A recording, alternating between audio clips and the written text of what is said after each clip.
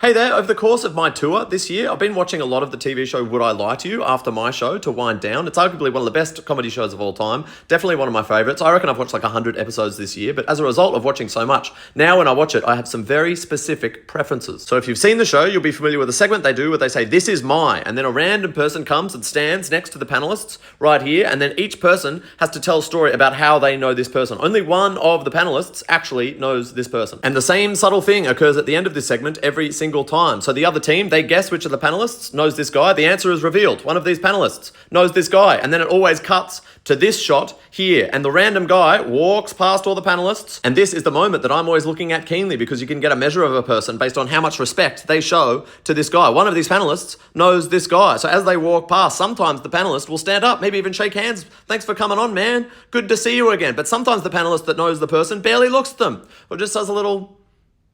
This is an example of ideal behavior, in my view.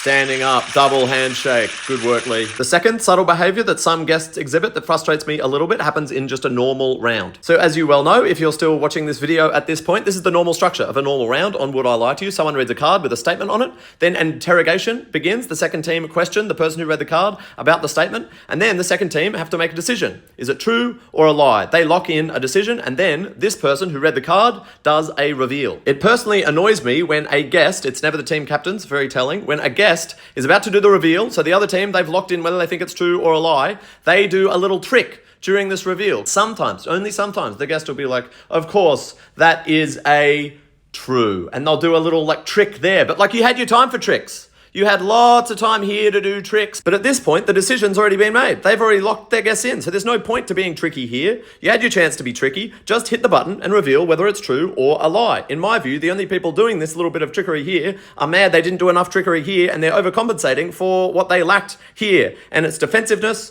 and it shouldn't occur. And the final small thing that I would change about the show is I would change the name, Would I Lie to You? Because the answer is obvious. Yes, they would. That's part of the premise of the show. It's similar to the name Who Wants to Be a Millionaire? Everyone who's on the show. That's why they've applied to be on the show. This show should be called They Want to Be a Millionaire, and this show should be called They Lie to You, in brackets, sometimes.